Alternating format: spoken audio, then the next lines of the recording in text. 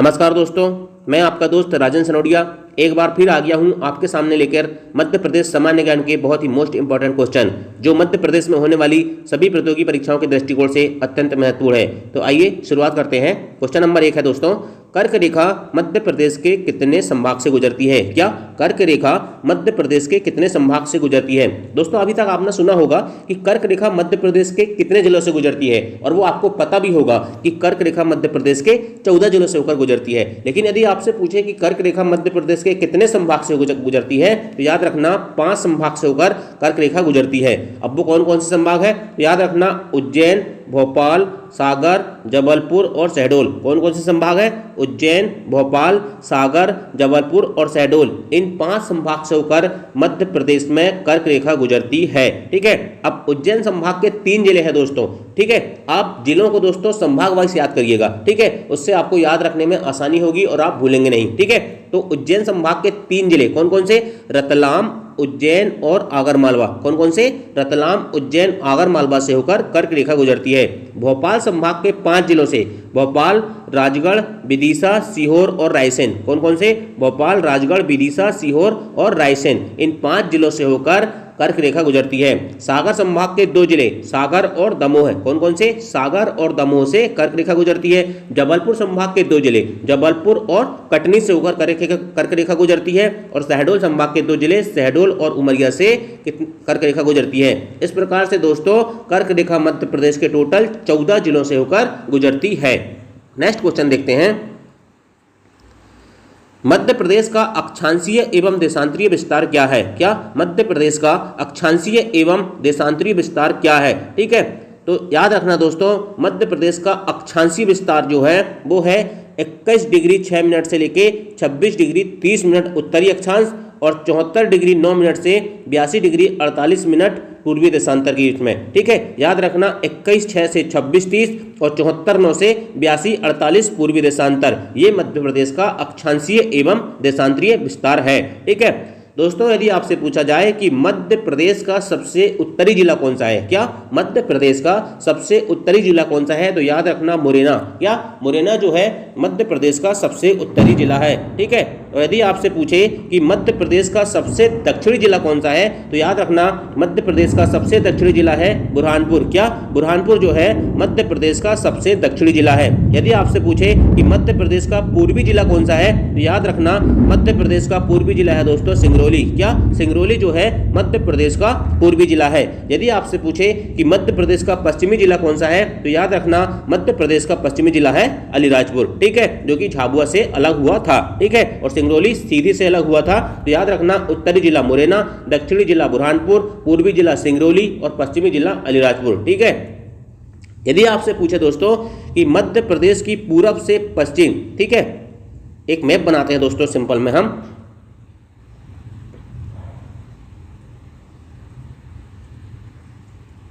ये इस टाइप से कुछ मध्य प्रदेश का मैप होता है। यदि आपसे पूछे कि मध्य प्रदेश की पूरब से पश्चिम तक की लंबाई कितनी है, पूरब से पश्चिम तक की लंबाई, तो याद रखना ये है 870 किलोमीटर। कितनी? 870 किलोमीटर। वो यदि आपसे पूछे कि सिंगरौली से, कहां से? सिंगरौली से अलीराजपुर तक की दूरी कितनी है, यदि सिंगरौली से अलीराजपुर तक की दूरी पूछेगा दोस्तों तो 870 किलोमीटर है। ठीक है, और उत्तर से दक्षिण कितना? उत्तर से दक्षिण तक का विस्तार कितना है तो 605 किलोमीटर है। याद रखना मध्य प्रदेश की पूरब से पश्चिम तक की लंबाई 870 किलोमीटर है। ठीक है, और उत्तर से दक्षिण तक 605 किलोमीटर है। ठीक है, नेक्स्ट क्वेश्चन देखते हैं। मध्य प्रदेश का गठन कब हुआ? क्या मध्य प्रदेश का गठन कब हुआ? दोस्तों देखने में तो ये क्वेश्चन बहुत सिंपल लग रहे होंगे, लेकिन इसके साथ आपको एक्स्ट्रा फैक्ट जो मिल रहे हैं वो आपके लिए बहुत ही उपयोगी हैं। ठीक है, तो मध्य प्रदेश का गठन हुआ था 1 नवंबर 1956 को। कब हुआ था? 1 नवंबर 1956 को दोस्तों मध्य प्रदेश का गठन हुआ था। ठीक है, मध्य प्रदेश का स्थापना दिवस कब होता है तो याद रखना 1 नवंबर को मध्य प्रदेश का स्थापना दिवस होता है। राजधानी क्या है? भोपाल है। ठीक है, मध्य प्रदेश की राजधानी भोपाल है। और ये राजधानी कब बनी थी दोस्तों? तो जब मध्य प्रदेश का गठन हुआ था तभी इसे मध्य प्रदेश की राजधानी बना दिया गया था। लेकिन दोस्तों याद रखना जो भोपाल था ये जिला नहीं था उस समय, ये पहले सीहोर की तहसील हुआ करती थी। किसकी तहसील हुआ करती थी? सीहोर जिले की तहसील हुआ करती थी भोपाल। लेकिन बाद में क्या हुआ? 26 जनवरी 1972, कब? 26 जनवरी 1972 को भोपाल को जिला बना दिया गया। ठीक है, आगे हम डिस्कस करेंगे दोस्तों। और तो याद रखना, राजधानी भोपाल है मध्य प्रदेश की, और ये इस भोपाल जिले का गठन 26 जनवरी 1972 को हुआ था। यदि पूछा जाए कि मध्य प्रदेश का क्षेत्रफल कितना है, क्या मध्य प्रदेश का क्षेत्रफल कितना है, तो याद रखना दोस्तों, मध्य प्रदेश का क्षेत्रफल है 3,08,252 वर्ग किलोमीटर। कितना? 3,08,252 वर्ग किलोमीटर। कहीं कहीं कुछ पुस्तकों में दोस्तों आपको 3,08,245 भी मिलता है। कितना? 308,245 भी मिलता है। ठीक है, तो इसका कारण ये है दोस्तों कि क्या होता है कि जो अमरकंटक है, अमरकंटक की जो किरार घाटी है, कौन सी घाटी? किरार घाटी जो है अमरकंटक की, तो उसको कहते हैं दोस्तों कि वो जो है मध्य प्रदेश और छत्तीसगढ़ की सीमा पर स्थित है। तो क्या होता है, मध्य प्रदेश सरकार उसे अपने क्षेत्रफल में इंक्लूड कर लेती है और छत्तीसगढ़ कहता है कि वो हमारा है। ठीक है, इस प्रकार से वो विवादित है किरार घाटी। ठीक है, लेकिन मध्य प्रदेश की जो ऑफिशियल वेबसाइट है दोस्तों, उसमें लिखा हुआ है 3,08,252 वर्ग किलोमीटर। इसलिए आप 3,08,252 वर्ग किलोमीटर को ही मान के चलें। यदि ऑप्शन में 3,08,252 नहीं हो और 3,08,245 हो, तब आप 3,08,245 लगा सकते हैं। ठीक है दोस्तों, जो मध्य प्रदेश का क्षेत्रफल है वो संपूर्ण भारत का 9.38% है। कितना? 9.38% है। ठीक है, याद रखना 9.38% है। और यदि आपसे पूछे कि मध्य प्रदेश का क्षेत्रफल की दृष्टि में भारत में कौन सा स्थान है, तो याद रखना दूसरा स्थान है। क्षेत्रफल की दृष्टि से दूसरा बड़ा राज्य है मध्य प्रदेश, और पहला कौन सा है? तो पहला याद रखना राजस्थान है। ठीक है, नेक्स्ट क्वेश्चन डिस्कस करते हैं।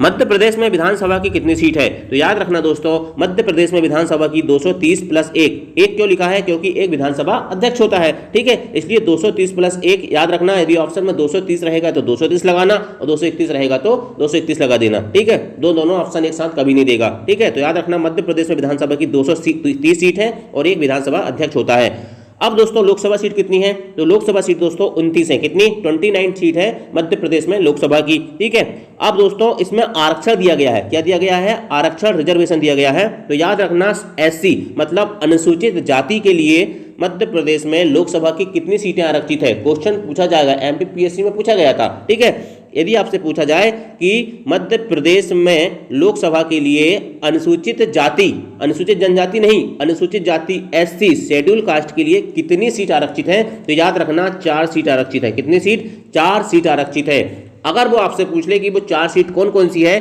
तो उज्जैन, देवास, भिंड और टीकमगढ़। कौन कौन सी? उज्जैन, देवास, भिंड, टीकमगढ़, ये 4 सीटें जो है दोस्तों मध्य प्रदेश में अनुसूचित जाति मतलब शेड्यूल कास्ट SC की लोकसभा के लिए आरक्षित है। इसके बाद दोस्तों वो पूछे कि ST, ठीक है, अनुसूचित जनजाति के लिए मध्य प्रदेश में लोकसभा की कितनी सीटें आरक्षित हैं? तो याद रखना 6 सीटें आरक्षित है। कितनी सीटें आरक्षित हैं? 6 सीटें आरक्षित हैं। कौन कौन सी? रतलाम, धार, खरगोन, मंडला, बैतूल और शहडोल। कौन कौन सी? रतलाम, धार, खरगोन, मंडला, बैतूल और शहडोल। ठीक है, ये अनुसूचित जनजाति शेड्यूल ट्राइब के लिए आरक्षित हैं। ठीक है, लोकसभा में। यदि आपसे पूछा जाए दोस्तों कि मध्य प्रदेश में राज्यसभा की कितनी सीट है, तो याद रखना 11 सीट है। कितनी सीट है? 11 सीट है राज्यसभा की।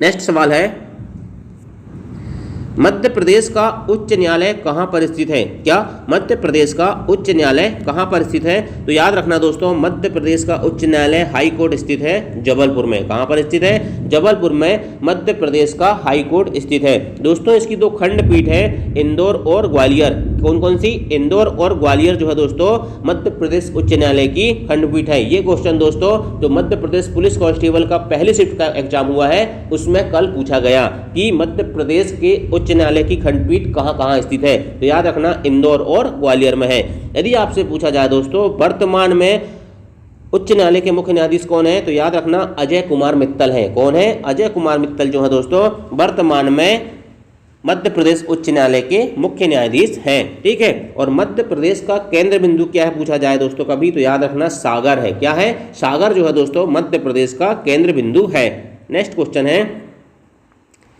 मध्य प्रदेश का राष्ट्रीय वृक्ष क्या है? क्या है? मध्य प्रदेश का राष्ट्रीय वृक्ष क्या है? तो याद रखना दोस्तों मध्य प्रदेश का राष्ट्रीय वृक्ष है बरगद। दोस्तों इस टाइप के क्वेश्चन बहुत सिंपल होते हैं, लेकिन एग्जाम में सिंपल और टफ दोनों प्रकार के क्वेश्चन आते हैं। और कभी कभी क्या होते हैं स्टूडेंट, हम सिंपल क्वेश्चन के कठिन क्वेश्चन के चक्कर में सिंपल क्वेश्चन को गलत कर देते हैं, इसलिए जो सिंपल क्वेश्चन है उनको भी आपको पढ़ते हुए चलना है। ठीक है, तो मध्य प्रदेश का राष्ट्रीय वृक्ष है बरगद। ठीक है, यदि आपसे पूछा जाए कि बरगद का वैज्ञानिक नाम क्या है, ठीक है, तो आप वहां पर फेल हो जाओगे। फाइकस बेंगेलेंसिस, क्या फाइकस है,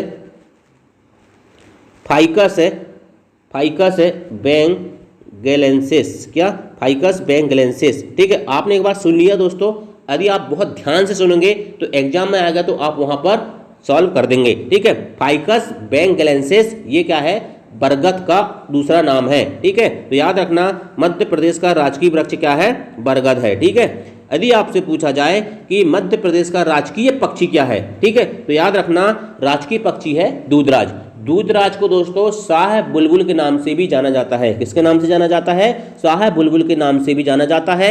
और इसका एक और अन्य नाम है पैराडाइज फ्लाईकेचर, क्या पैराडाइज फ्लाईकेचर। बहुत ध्यान से सुनिएगा दोस्तों, ठीक है, मैं आपको आखिरी में इसका PDF दे दूंगा, ठीक है, यदि आप कमेंट में बोलोगे तो। ठीक है, तो याद रखना मध्य प्रदेश का राजकीय पक्षी दूधराज या शाह बुलबुल या पैराडाइज फ्लाईकेचर।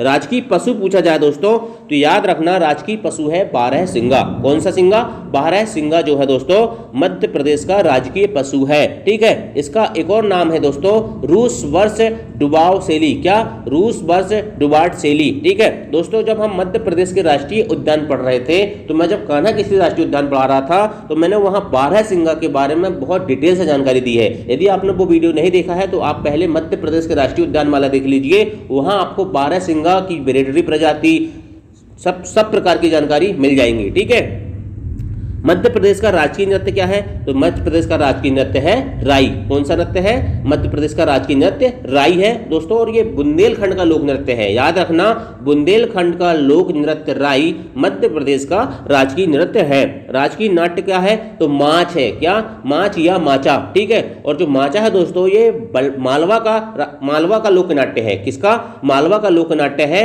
और मध्य प्रदेश का भी राजकीय नाट्य इसे घोषित किया गया है। याद रखना राजकीय नाट्य माच या माचा।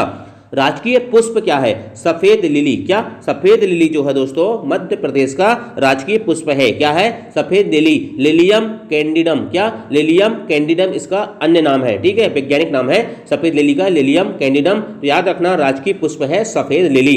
राजकीय मछली पूछा जाए दोस्तों तो याद रखना राजकीय मछली है महासीर। क्या राजकीय मछली है महासीर, राजकीय मछली क्या है महासीर। राजकीय खेल क्या है, मलखंभ है। ठीक है, राजकीय खेल क्या है, मलखंभ है, और इसे 10 अप्रैल 2013 को मध्य प्रदेश का राजकीय खेल घोषित किया गया है। मलखंभ को कब, 10 अप्रैल 2013 को मलखंभ को मध्य प्रदेश का राजकीय खेल घोषित किया गया है। और राजकीय मछली महासीर को याद रखना दोस्तों 26 सितंबर 2011, कब 26 सितंबर 2011 को महासीर को राजकीय मछली मध्य प्रदेश की घोषित किया गया था। ठीक है, राजकीय फसल क्या है, तो याद रखना दोस्तों मध्य प्रदेश की राजकीय फसल है सोयाबीन। और आपको तो पता ही होगा दोस्तों मध्य प्रदेश को सोया स्टेट कहते हैं। सोया मतलब सोया हुआ नहीं, सोया मतलब सोयाबीन के हिसाब से। ठीक है, सबसे ज्यादा सोयाबीन होती है मध्य प्रदेश में, इसलिए मध्य प्रदेश को सोया स्टेट कहते हैं। और सबसे ज्यादा सोयाबीन कहाँ होती होगी, तो आपने सुना होगा दोस्तों उज्जैन और धार जिले में मध्य प्रदेश में सबसे ज्यादा सोयाबीन होती है। राजकीय नदी कौन सी है दोस्तों, तो याद रखना राजकीय नदी है नर्मदा। कौन सी नदी है, नर्मदा। नर्मदा के बारे में दोस्तों मैंने आपको जब पिछले वीडियो में MPG के खजाना में बताया था तो उसमें बहुत सारी जानकारी प्रोवाइड कराया था। तो राजकीय नदी को दोस्तों जीवित नदी का दर्जा दिया गया है, जीवित इकाई का दर्जा दिया गया है। ठीक है, इसके बाद दोस्तों राजकीय फल क्या है, आम है। ठीक है, राजकीय फल क्या है, आम है। और राजकीय गान पूछ ले दोस्तों तो याद रखना राजकीय गान है मेरा मध्य प्रदेश। क्या, मेरा मध्य प्रदेश। सुख का दाता सबका साथी सबका यह संदेश है, माँ की गोद पिता का आश्रय मेरा मध्य प्रदेश है। ठीक है, ये है मध्य प्रदेश का राजकीय गान। और किसने लिखा दोस्तों इसको, महेश श्रीवास्तव ने लिखा है। किसने लिखा है, महेश श्रीवास्तव जी ने लिखा है। और गाया किसने है, तो शान ने गाया है। ठीक है, याद रखना दोस्तों मध्य प्रदेश के राजकीय गान को महेश श्रीवास्तव ने लिखा है और गाया किसने है, शान ने गाया है। अब राजकीय चिन्ह की बात करते हैं दोस्तों तो याद रखना राजकीय चिन्ह क्या है मध्य प्रदेश का, तो दोस्तों 24 स्तूप के अंदर एक व्रत है। इसके अंदर 24 स्तूप के अंदर एक व्रत है। ठीक है, जिसमें मध्य प्रदेश शासन और सत्यमेव जयते लिखा हुआ है। क्या क्या लिखा हुआ है, मध्य प्रदेश शासन और सत्यमेव जयते लिखा हुआ है। गेहूं और धान की बालियां हैं। क्या है, गेहूं और धान की बालियां हैं। शेर गेंडा बाग इनके किसी के निशान नहीं है दोस्तों, याद रखना है। गेहूं और धान की बालियां हैं। बीच में बरगद का पेड़ है, क्या है? मध्य प्रदेश का राजकीय वृक्ष बरगद का पेड़ है और अशोक स्तंभ का चिन्ह है। तो याद रखना मध्य प्रदेश के राजकीय चिन्ह के बारे में, ठीक है। अब दोस्तों जो मलखम्ब है दोस्तों, आपने सुना होगा मलखम्ब, ये मध्य प्रदेश का राजकीय खेल है। तो याद रखना दोस्तों 2013 से क्या हुआ है, मलखम्ब के लिए प्रभास जोशी खेल पुरस्कार दिया जाता है। कौन सा पुरस्कार दिया जाता है? प्रभास जोशी खेल पुरस्कार दिया जाता है। 2013 में ही इसकी शुरुआत हुई थी। और जो प्रभास जोशी थे दोस्तों, वो पत्रकारिता से संबंधित थे। कौन से क्षेत्र से संबंधित थे? पत्रकारिता से संबंधित थे, ठीक है। अगला सवाल देखते हैं। स्वतंत्रता के पश्चात मध्य प्रदेश के part A CP and Berar की राजधानी क्या थी? क्या? स्वतंत्रता के पश्चात मध्य प्रदेश के part A CP and Berar की राजधानी क्या थी? दोस्तों आपको पता होगा जब भारत देश आज़ाद हुआ था तो राज्यों का गठन हुआ था। तो मध्य प्रदेश का गठन में मध्य प्रदेश में 3 पार्ट शामिल थे। कौन कौन से? Part A, part B, part C. Part A कौन सा था? सीपी एंड बरार था। पार्ट बी कौन सा था? मध्य भारत था। और पार्ट सी कौन सा था? विंध्य प्रदेश था, ठीक है। तो याद रखना पार्ट ए जो था दोस्तों, उसको सीपी एंड बरार कहते थे और उसकी राजधानी थी नागपुर। क्या थी? नागपुर थी। तो ठीक है दोस्तों, अब इसके हम कुछ एक्स्ट्रा फैक्ट देखते हैं। पार्ट ए का नाम दोस्तों सीपी एंड बरार था। इसमें कौन कौन से क्षेत्र शामिल थे? तो याद रखना दोस्तों, इसमें विदर्भ, जो महाराष्ट्र का क्षेत्र है दोस्तों, विदर्भ वो शामिल था, महाकौशल, जबलपुर और छत्तीसगढ़, ठीक है। ये 3 क्षेत्र शामिल थे। विदर्भ मतलब महाराष्ट्र से लगा हुआ, महाकौशल मतलब जबलपुर वाला क्षेत्र और छत्तीसगढ़ जो कि मध्य प्रदेश से अलग हो गया। ये तीनों क्षेत्र दोस्तों पार्ट ए में आते थे, सीपी एंड बरार में आते थे। और राजधानी क्या थी? राजधानी थी नागपुर। यदि आपसे पूछा जाए दोस्तों कि part A CP and Berar के मुख्यमंत्री कौन थे, तो पंडित रविशंकर शुक्ल जी थे, जो बाद में मध्य प्रदेश के प्रथम मुख्यमंत्री भी बने थे, ठीक है। याद रखना मुख्यमंत्री पंडित रविशंकर शुक्ल जी थे और राजधानी नागपुर थी। पार्ट बी की बात करें दोस्तों, तो पार्ट बी का नाम था मध्य भारत। इंदौर और ग्वालियर वाला जो क्षेत्र है दोस्तों, वो मध्य भारत था, ठीक है। और इसकी 2 राजधानियां थी, एक थी ग्रीष्मकालीन राजधानी इंदौर और एक थी शीतकालीन राजधानी ग्वालियर। दोस्तों यहाँ पर 2 राजधानियां क्यों बनाई गई? इसका कारण ये है क्योंकि आपने सुना होगा कि सिंधिया में कौन से वंश थे? सिंधिया वंश कहाँ चलता था? सिंधिया वंश चलता था आपका ग्वालियर में, और इंदौर में होलकर वंश। ये उस समय के 2 मतलब शक्तिशाली वंश थे, ठीक है। तो उनका कहना यह था कि यहाँ राजधानी बनाओ, मतलब इंदौर में, और उनका कहना था ग्वालियर में। मतलब सिंधिया का कहना था ग्वालियर और होलकर का कहना था इंदौर की राजधानी बनाया जाए। लेकिन आपसी सामंजस्य बनाने के लिए क्या हुआ, मध्य भारत की 2 राजधानी बना दी गई और ग्रीष्मकालीन राजधानी इंदौर रहती थी और शीतकालीन राजधानी ग्वालियर रहती थी। और इसके मुख्यमंत्री थे दोस्तों लीलाधर सेठ जी। कौन? लीलाधर सेठ जी पार्ट बी के मुख्यमंत्री थे। इसके बाद बात करते हैं पार्ट सी की। तो पार्ट सी जो है दोस्तों, इसको जाना जाता था विंध्य प्रदेश के नाम से। कौन से नाम से? विंध्य प्रदेश के नाम से। और इसमें की राजधानी जो थी वो रीवा थी। क्या थी? रीवा थी। और इसके मुख्यमंत्री पूछा जाए आपसे तो शंभुनाथ शुक्ल थे। क्या थे? विंध्य प्रदेश के मुख्यमंत्री थे शंभुनाथ शुक्ल जी, ठीक है। दोस्तों भोपाल रियासत जो थी, इसे भी पार्ट सी में ही शामिल किया गया था। क्या शामिल किया गया था? पार्ट सी में भोपाल रियासत को भी शामिल किया गया था। और यहाँ के मुख्यमंत्री थे शंकर दयाल शर्मा जी, जो बाद में भारत के राष्ट्रपति बने थे। ये क्वेश्चन दोस्तों मध्य प्रदेश पुलिस कांस्टेबल की पहले शिफ्ट में पूछा गया कि शंकर दयाल शर्मा भारत के राष्ट्रपति थे कौन से क्रम के? तो याद रखना दोस्तों, शंकर दयाल शर्मा जो है भोपाल स्टेट के मुख्यमंत्री थे और भारत के राष्ट्रपति भी बने थे, ठीक है। जब मध्य प्रदेश के हम मुख्यमंत्री पढ़ेंगे दोस्तों, तो उसके बारे में आपसे डिटेल में चर्चा होगी कि शंकर दयाल शर्मा जी कौन थे और कहां कब बने, ठीक है। नेक्स्ट क्वेश्चन देखते हैं। 1 नवंबर 1956 को मध्य प्रदेश के गठन के बाद मध्य प्रदेश के प्रथम मुख्यमंत्री कौन बने? क्या? 1 नवंबर 1956 को मध्य प्रदेश के गठन के बाद मध्य प्रदेश के प्रथम मुख्यमंत्री कौन बने? तो आपको तो पता ही होगा दोस्तों, पंडित रविशंकर शुक्ल जी बने थे। कौन बने थे? पंडित रविशंकर शुक्ल जी बने थे, ठीक है।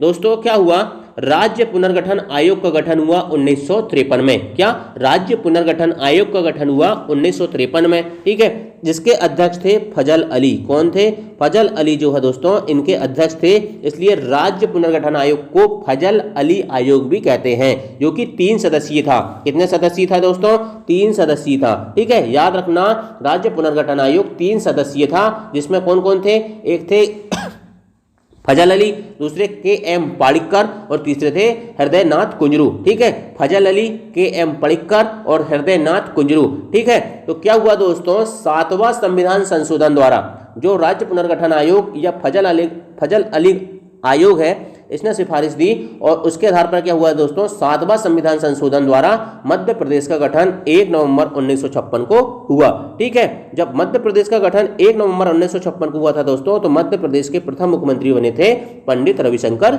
शुक्ल। ठीक है, और 1956 में जब राज्यों का गठन हुआ था दोस्तों, तो 14 राज्य बने थे। कितने राज्य बने थे? 14 राज्य बने थे और 6 केंद्र शासित प्रदेश बने थे। ठीक है, अब पार्ट ए की बात करते हैं दोस्तों कि पार्ट ए से कौन कौन से क्षेत्र को मध्य प्रदेश में शामिल किया गया। तो दोस्तों पार्ट ए, जिसका नाम सीपी एंड बरार था, इसमें विदर्भ, महाकौशल और छत्तीसगढ़, इन तीनों क्षेत्रों को शामिल किया गया। लेकिन विदर्भ में दोस्तों 8 मराठी क्षेत्रों को, कितने क्षेत्रों को? 8 मराठी क्षेत्रों को महाराष्ट्र में मिला दिया गया, क्योंकि भाषाई आधार पर राज्यों का पुनर्गठन हुआ था। ठीक है, तो जो 8 मराठी क्षेत्र थे दोस्तों महाराष्ट्र के, उनको कहां मिला दिया गया? महाराष्ट्र में मिला दिया गया। ठीक है, इसलिए अकोला, वर्धा, अमरावती, नागपुर, चांदा, भंडारा, यवतमाल और बुल्ढाना, याद रखना दोस्तों, अकोला, वर्धा, अमरावती, नागपुर, चांदा, भंडारा, यवतमाल, बुल्ढाना, ये 8 मराठी क्षेत्रों को महाराष्ट्र में मिला दिया गया। बाकी क्षेत्र जो था पार्ट ए का, वो मध्य प्रदेश में शामिल कर लिया गया। इसके बाद दोस्तों पार्ट बी की बात करते हैं, जिसे हम मध्य भारत के नाम से जानते थे। और दोस्तों इसमें क्या हुआ? मंदसौर के भानपुरा तहसील के सुनेल टप्पा गांव को, कौन से गांव को? सुनेल टप्पा गांव को भानपुरा तहसील, मंदसौर जिला। ठीक है, इसको क्या हुआ दोस्तों? राजस्थान में मिला दिया गया। कहां मिला दिया गया? राजस्थान में मिला दिया गया। दोस्तों जब हमने कुछ दिए तो कुछ लेंगे भी, तो दोस्तों याद रखना, तहसील जो कोटा की सिरोंज तहसील थी को, उसको विदिशा में शामिल कर लिया गया। कहां शामिल कर लिया गया? कोटा की सिरोंज तहसील को विदिशा में शामिल कर दिया गया और सुनेल टप्पा गांव को राजस्थान को दे दिया गया। ठीक है, तो पार्ट बी में जो था सुनेल टप्पा को दे दिया गया और सिरोंज तहसील को विदिशा में ले लिया गया। ठीक है, अब पार्ट सी की बात करते हैं दोस्तों। पार्ट सी से कौन कौन से भाग को मध्य प्रदेश में शामिल किया गया? तो पार्ट सी दोस्तों, जिसे हम विंध्य प्रदेश कहते हैं, ये पूरा मध्य प्रदेश में शामिल किया गया। ठीक है, क्या शामिल किया गया? विंध्य प्रदेश को पूरा मध्य प्रदेश में शामिल कर लिया गया। ठीक है, अगला सवाल देखते हैं, भोपाल जिले का गठन कब किया गया? क्या भोपाल जिले का गठन कब किया गया? तो याद रखना दोस्तों, भोपाल जिले का गठन किया गया था 26 जनवरी 1972। कब? 26 जनवरी 1972। कुछ जगह 26 नवंबर भी लिखा रहता है दोस्तों, आप देख लेना, लेकिन मध्य प्रदेश की जो भोपाल की ऑफिशियल वेबसाइट है उसमें 26 जनवरी 1972 ही लिखा है। ठीक है, तो याद रखना भोपाल जिले का गठन हुआ था 26 जनवरी 1972 को। ठीक है, क्या हुआ दोस्तों, जब मध्य प्रदेश का गठन हुआ 1 नवंबर 1956 को, तो मध्य प्रदेश में 43 जिले बने। कितने जिले बने? 43 जिले बने और राजधानी बनाया गया भोपाल को। किसको बनाया गया राजधानी? भोपाल को बनाया गया। और भोपाल जो है दोस्तों सीहोर की तहसील हुआ करती थी। क्या हुआ करती थी? सीहोर की तहसील हुआ करती थी। फिर क्या हुआ? 26 जनवरी 1972 को 2 जिले बनाए गए। क्या बनाए गए? 2 जिले बनाए गए, भोपाल और राजनांदगांव। भोपाल जो वर्तमान में मध्य प्रदेश की राजधानी है और राजनांदगांव छत्तीसगढ़ राज्य में चला गया। ठीक है, तो इस प्रकार दोस्तों 26 नवंबर 1972 को मध्य प्रदेश में जिलों की संख्या हो गई 45। ठीक है, नेक्स्ट क्वेश्चन देखते हैं, कटनी जिले का गठन कब हुआ? क्या कटनी जिले का गठन कब हुआ? ये आपसे पूछ ले तो आप वहीं पर फेल हो जाओगे। ठीक है, तो याद रखना दोस्तों, कटनी का गठन हुआ था 25 मई 1998 को। कब? 25 मई 1998 को कटनी जिले का गठन हुआ था। अब ये कैसे हुआ इसको देखते हैं। क्या हुआ दोस्तों 1998 में? कब? 1998 में बीपी दुबे की अध्यक्षता में जिला पुनर्गठन आयोग बनाया गया। क्या बनाया गया? बीपी दुबे, याद रखना दोस्तों, बीपी दुबे के अध्यक्षता में जिला पुनर्गठन आयोग बनाया गया और उसने सिफारिश दी। क्या दी? सिफारिश दी। उसके आधार पर 10 नए जिलों का निर्माण किया गया। कितने जिलों का निर्माण किया गया? 10 नए जिलों का निर्माण किया गया 25 मई 1998 को। कब? 25 मई 1998 को 10 जिलों का गठन किया गया। ठीक है, 25 मई 1998 को। उन 10 जिलों में से दोस्तों वर्तमान में मध्य प्रदेश में 4 जिले हैं। अब वो 4 जिले कौन कौन से हैं उनको हम देख लेते हैं। तो मुरैना से श्योपुर बना था। कौन सा बना था? मुरैना से श्योपुर अलग हुआ, खरगोन से बड़वानी अलग हुआ, मंडला से डिंडोरी अलग हुआ और जबलपुर से कटनी अलग हुआ। क्या? मुरैना से श्योपुर, बड़वानी, डिंडोरी, कटनी, ये 4 जिले दोस्तों वर्तमान मध्य प्रदेश में शामिल हैं, जिनका गठन 25 मई 1998 को किया गया था।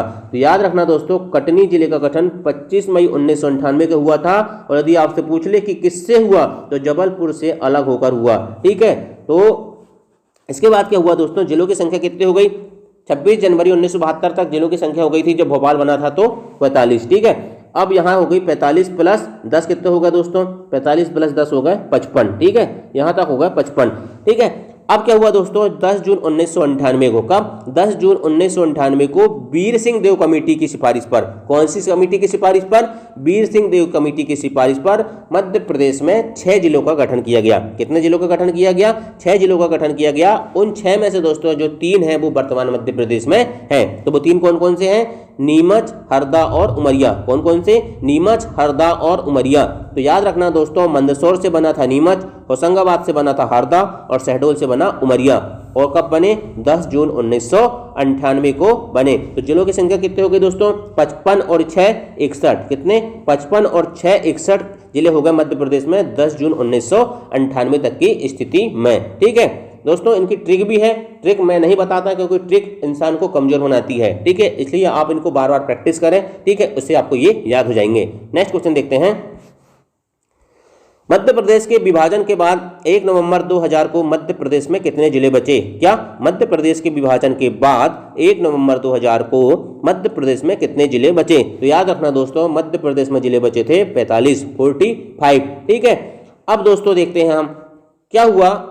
1 नवंबर 2000 को मध्य प्रदेश से छत्तीसगढ़ अलग हो गया, मतलब मध्य प्रदेश का विभाजन हो गया। तो क्या हुआ, 1 नवंबर 2000 को मध्य प्रदेश के विभाजन के पूर्व मध्य प्रदेश में टोटल 61 जिले थे। कितने जिले थे? 61 जिले थे। ठीक है, क्या हुआ, छत्तीसगढ़ को 16 जिले दे दिए। कितने जिले दे दिए? 16 जिले दे दिए हमने छत्तीसगढ़ को। तो मध्य प्रदेश में कितने बच गए? 45। ठीक है, इसके बाद क्या हुआ, उसके आगे की कहानी शुरू करते हैं। ठीक है, 15 अगस्त 2003 को, कब? 15 अगस्त 2003 को 3 जिले बने। कितने बने? 3 जिले बने 15 अगस्त 2003 को। कौन कौन से? अशोकनगर, अनूपपुर, बुरहानपुर। कौन कौन से? अशोकनगर, अनूपपुर और बुरहानपुर। ये 3 जिले बने 15 अगस्त 2003 को। ठीक है, गुना से बना था अशोकनगर, शहडोल से बना अनूपपुर, खंडवा से बना बुरहानपुर। ठीक है, इस प्रकार से 15 अगस्त 2003 को 3 जिले बने। तो जिले की संख्या कितनी हो गई? 45 और 3 कितने हो गए? 48। ठीक है, 48 जिले हो गए 15 अगस्त 2003 तक की स्थिति में। इसके बाद क्या हुआ, 17 मई 2008, क्या 17 मई 2008 को दोस्तों झाबुआ से अलीराजपुर बना। क्या? झाबुआ से अलीराजपुर बना। ये 49वां जिला था मध्य प्रदेश का। कौन सा जिला था? 49वां जिला था अलीराजपुर, जो कि झाबुआ से अलग होकर बना 17 मई 2008 को। इसके बाद दोस्तों 24 मई 2008 को, क्या 24 मई 2008 को सीधी से सिंगरौली जिले का गठन हुआ। कब हुआ? 24 मई 2008 को सीधी से सिंगरौली जिले का गठन हुआ और ये मध्य प्रदेश का 49वां जिला है। ठीक है, इसके बाद दोस्तों 16 अगस्त 2013, कब? याद रखना 16 अगस्त 2013 को शाजापुर से आगरमालवा, क्या शाजापुर से आगरमालवा बना। ठीक है, शाजापुर से आगरमालवा बना और ये दोस्तों मध्य प्रदेश का, यहाँ 48 हो गए थे, यहाँ 2 बने दोस्तों, तो ये हो गए 50। कितने हो गए? 50। ये आगरमालवा दोस्तों 51वां जिला बन गया। कौन सा जिला बन गया? 51वां जिला, शाजापुर से अलग होकर 16 अगस्त 2013 को। इसके बाद दोस्तों 1 अक्टूबर 2018 को मध्य प्रदेश का नवनिर्मित जिला है निवाड़ी, जो कि टीकमगढ़ से अलग हुआ 1 अक्टूबर 2018 को। इस प्रकार से दोस्तों मध्य प्रदेश में वर्तमान में 52 जिले हैं। तो दोस्तों ये था आज का वीडियो, आपको कैसा लगा कमेंट करके बताएं। यदि दोस्तों आपने इस वीडियो को पूरी ईमानदारी से देखा है तो आप मुझे एक क्वेश्चन का जवाब देंगे कि मध्य प्रदेश के किस जिले का विभाजन, क्या मध्य प्रदेश के किस जिले का विभाजन 2 बार हो चुका है? कितने बार हो चुका है? 2 बार हो चुका है। कमेंट कर बताएं। यदि आपने पूरी ईमानदारी से ये वीडियो को देखा होगा तो आपसे ये क्वेश्चन बन जाएगा। ठीक है, थैंक यू। जय हिंद, जय भारत।